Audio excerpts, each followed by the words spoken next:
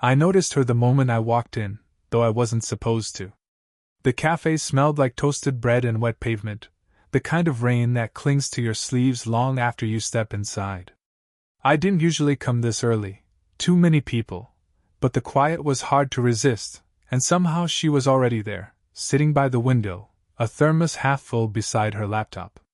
She looked up when I ordered, and her eyes flicked toward me for just a second, long enough to feel like a mistake, like I'd been caught staring. I turned away, pretending to check my phone, but my thumb hovered over a text I'd drafted hours ago and never sent. "Hey, are you okay?" Nothing more. Nothing less. I never sent it. By the time I got my coffee, she was laughing at something on her screen. Not a loud laugh, just the kind that makes the air around you shift. My hand tightened around the cup. I kept glancing at her, subtle enough, or at least I hoped. She stirred her coffee with that precise tilt of her wrist, the one that made me notice the silver bracelet catching light. Small, stupid things. But they mattered. I sat a few tables away, pretending to read a book I wasn't really reading. I folded the napkin in my hands 3 times, then let it rest. My eyes kept finding hers, only to dart away when they met. It wasn't just attraction, not exactly. It was noticing. The way she tucked a stray hair behind her ear. The way she hummed under her breath while typing. The way her eyes softened whenever she looked at the old jazz posters on the wall. She looked up again, and this time our eyes held a fraction too long. She smiled, just the corner of her lips, like she knew I was paying attention. I looked down at my cup. The steam blurred the words on the page. My chest fell off, like I'd remembered something I shouldn't have. I caught her glance again when I stood to leave. She didn't say anything. She never had to. I lingered at the door, like maybe I could make the air hold us there a moment longer. Then my phone buzzed, a message I didn't recognize. It was hers. "Left your coffee on the counter. Don't forget it next time." I didn't know if it was teasing or just practical, but I smiled anyway, slow, quiet. I slipped my hand into my pocket, the warmth of the phone against my palm suddenly heavier than the coffee I'd just held. And then she looked up again, right at me, eyes wide, a hint of something I couldn't name, and I realized I wanted to see that smile again, longer, closer, somehow without permission. I left, but the rain didn't stop me from looking back. Even from the street, even under the gray sky, her silhouette by the window felt like a rule I wanted to break. I found myself back at the cafe 3 mornings later, almost by habit, almost by accident. She was there again, headphones around her neck this time, a sketchpad open in front of her. I wanted to look away, to pretend I hadn't been thinking about her smile for days, but my feet had other ideas. She noticed me immediately, the way she always did, but this time she gestured toward the empty chair across from her. "It's quieter here," she said, as if that explained everything. Her voice wasn't loud, wasn't commanding, it just settled in the space between us, soft, patient. We sat in an easy silence for a while. I watched her draw lines on the page, precise but loose, like she was tracing something she couldn't quite name. I stirred my tea absent-mindedly, the spoon clinking against the cup. "Do you always draw in the mornings?" I asked, trying for casual, landing somewhere between curious and awkward. She smiled faintly. "Only when the house is too quiet. I get bored of my own thoughts otherwise." Then, after a pause, almost as if admitting something forbidden, "I used to paint when my kids were little. I haven't really done it since, well, life." She glanced at me, not asking for sympathy, just offering a fragment of herself. I felt the pull in my chest again, sharper this time. My mind spun through all the reasons this was complicated. She was older, way older. Divorced. Probably shouldn't even notice me. And yet, here I was, imagining her laugh in my room, imagining the warmth of her hand brushing mine as I passed her a napkin. I scolded myself silently, but didn't look away. When a breeze rattled the window, she reached out and tucked it behind her hair, and I caught the faint scent of something floral, domestic, impossible to place. I imagined other moments, her smile directed only at me, her hand lingering on the sugar packet I was pretending to pour too fast. None of it was real, and yet each tiny imagined gesture made my heart stubborn. We shared another quiet sip of tea, the steam rising between us, and for a moment it felt like the world had contracted to the warmth of that table. I offered to help her carry her sketchpad when she packed up. She laughed softly, a sound that made my throat tight, and brushed her hand against mine, quick, fleeting, like it could have been accidental. I looked down at her hand, then up at her face, and something in her eyes stopped me from pulling away. It wasn't desire exactly. It was acknowledgement. Recognition. Maybe trust. I don't know why that moment stayed with me. I thought later, walking back through the damp streets. Maybe because it felt like someone finally saw me. And that brief, deliberate touch, the one that could have been nothing, hung in my chest long after the cafe faded behind me. I found her at the bookstore that Thursday afternoon, tucked between the philosophy section and the window that caught the low winter sun. She was flipping through a worn copy of something I couldn't pronounce, but I didn't care. I leaned against the shelf, pretending to scan the titles, but my eyes kept drifting toward her hands, the way they lingered on the page before turning it. "Hey," I said finally, quiet. Too quiet, probably. She looked up, startled, like she hadn't expected anyone to see this private moment. Her smile was polite, brief. Not the same one that broke rules at the cafe. "I didn't think anyone else would be here," she said.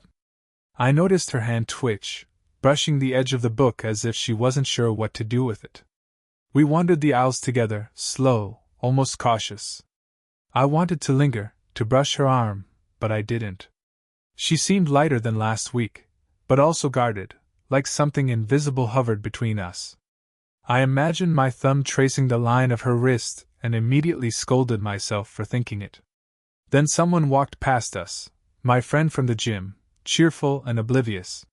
She stiffened slightly, her body tightening the way it does when a secret is near being discovered. I could feel her pulling back without saying a word. We ended up in the poetry section, close enough to brush shoulders, far enough to measure boundaries. She handed me a book. "You might like this," she said. Our fingers touched for a second, longer than necessary, and I caught the warmth like a small, burning spark. Thanks," I murmured, looking down. She didn't pull away, didn't step back. Just waited. And I waited too, though I had no idea what we were waiting for. I wanted to ask her something, about her life, about the way she looked at me, about why my chest felt tight, but my voice refused. I chewed my lip, traced the spine of a book with my thumb. My mind looped, don't. But maybe. She closed the book, set it on the shelf. Our hands brushed again. She didn't pull away, but her eyes shifted, searching the aisle like a person measuring distance. I wanted to lean in, wanted to let a confession slip out, wanted to see if she might. But a cough from the next aisle, someone else, someone ordinary, snapped the moment in half. I looked at her, and she looked back. Her lips moved, almost like she was going to say something. I leaned in slightly, so did she. Our faces hovered just a fraction too close. And then, almost instinctively, she stepped back, a soft laugh that tried to disguise everything, the tension, the longing, the near impermissible closeness. I walked out of the bookstore feeling the ghost of that moment lingering, like a candle blown out but still warm. It was just after work, the sky bruised with the last light of evening. We walked along the riverside path, the air cool and damp, fallen leaves crunching underfoot. I didn't know why I had agreed to come, part of me wanted to, part of me was afraid. She walked a little ahead, hands in her coat pockets, her breath forming tiny clouds. "You're quiet today," she said without turning. I shrugged, staring at the water. "I'm thinking." Half a lie, half the truth. My thoughts kept circling her, the soft tilt of her head, the way she fiddled with her scarf, the way she noticed things I didn't even notice about myself. She slowed, waited. Our shoulders almost brushed, and I felt the weight of it, the unspoken. "Do you always notice so much?" Her voice was light, but there was something behind it. Something raw. I laughed, low, short, embarrassed. Maybe too much. She shook her head, a faint smile twisting her lips. Then she stopped entirely, turning to face me. The river reflected the last light, streaked gold and gray across her face. I wanted to look away, but I couldn't. Her words faltered. I waited, heart too loud in my chest. She bit her lip, glanced down at her hands. I don't know why I let myself care. It's ridiculous. You're young. I've made mistakes before. People see things, expect things. She laughed softly, but it wasn't a joke. And yet I notice. You. Her words caught in my throat. I wanted to reach out, to tell her it wasn't ridiculous, that I had noticed her too, maybe more than I should. My hands twisted inside my pockets. I think about small things, I said finally, voice uneven. Like how you stir your tea. Or the way you frown at the wind. Or. I stopped. Too much. Too soon. My throat tightened. She stepped closer, just slightly, close enough for me to smell the faint lavender of her coat. Do you like me? Really like me? She asked, quiet, almost a whisper. Not a challenge. Not a dare. Just a question hanging between us, fragile as the evening light. I wanted to say yes.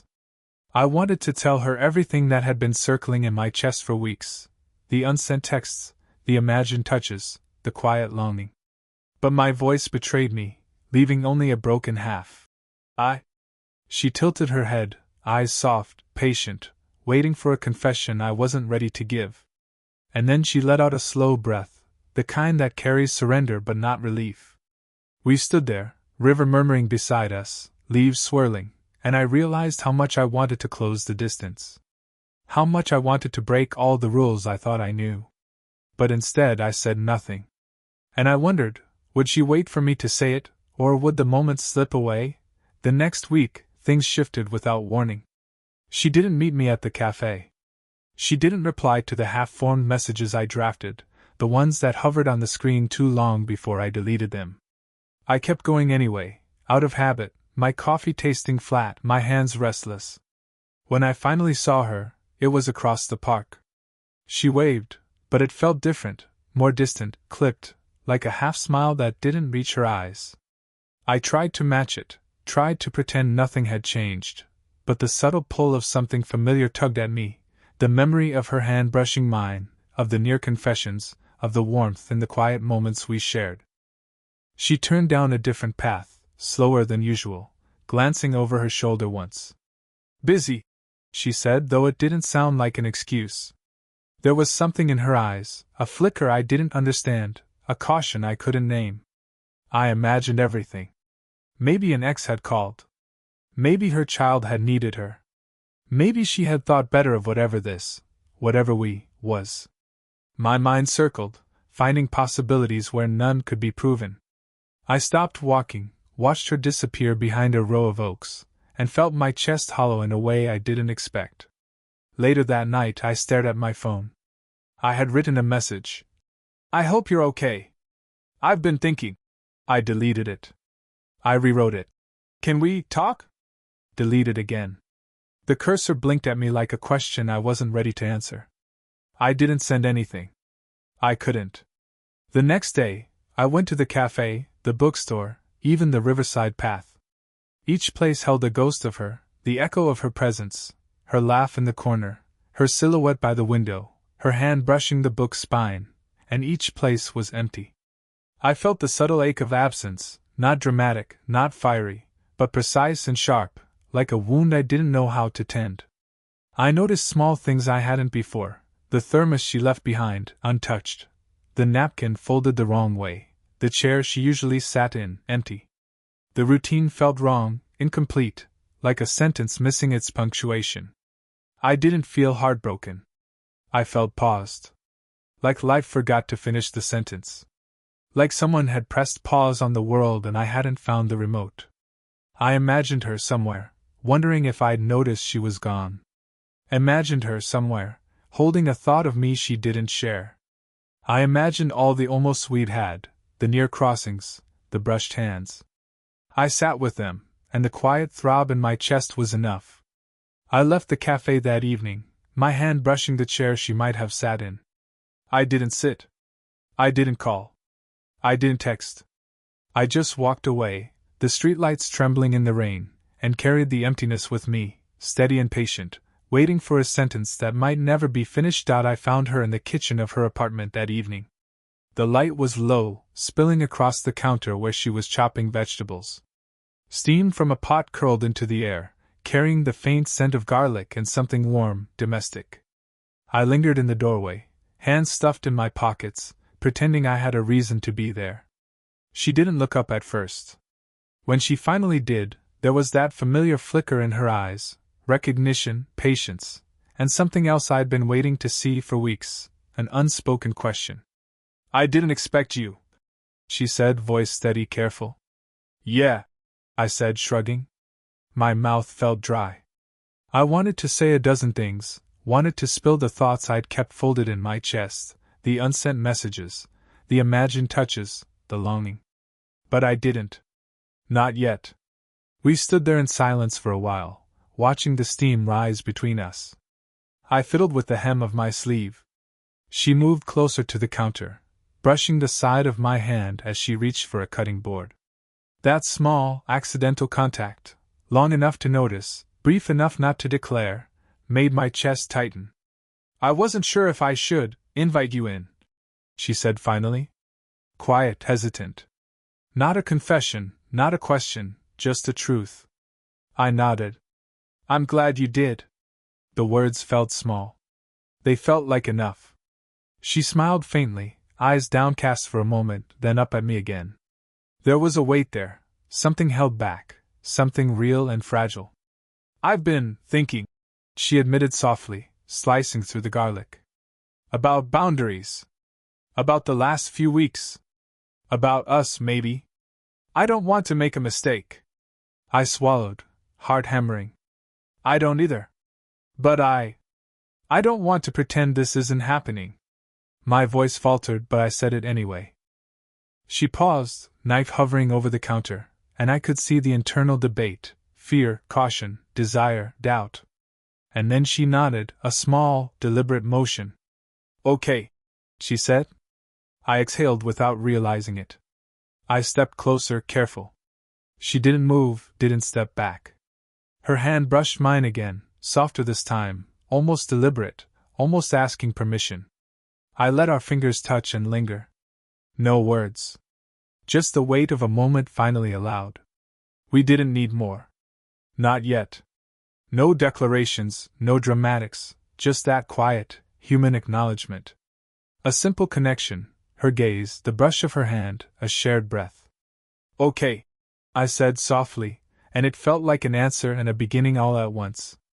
The world outside kept moving, but in that kitchen, with the steam rising and the garlic scent thick in the air, everything paused in a way that felt like the right place to be.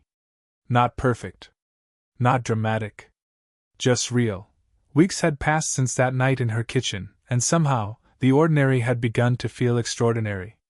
I woke up at 8:47 a.m., same as always, but now I brewed my black coffee with the thought that she might walk through the door. Not every day, not every week, but sometimes, and that was enough. We fell into routines that weren't forced. Some mornings we met at the same cafe, the one with the corner bench that caught the early sunlight. She carried her thermos, I carried a book I never finished, and we shared a table like it had always been ours. She hummed softly while stirring her tea. I watched, sometimes smiling, sometimes quiet. And sometimes we didn't speak at all, and that silence felt fuller than words could ever be. One afternoon, we walked along the riverside path again. Leaves littered the ground, and I kicked one into the shallow water, watching it drift. She stayed a step ahead, but glanced back to make sure I was following. No confessions were necessary. No dramatics. Just the easy presence of someone who had seen the corners of your mind and chosen to stay. There were still moments of quiet wonder, or maybe fear, that this delicate balance might break. A misread glance, a delayed text, a laugh from a stranger that made her pause. but the weight of those small frictions was nothing compared to the steady warmth of what we had built. I remember the morning she showed up with a small sketch pad and a black coffee for me. She didn't say anything, just set it down beside my cup. I traced the edge of the sketch pad with my finger, noticing her careful handwriting inside. She caught my eyes, smiled faintly, and returned to her seat.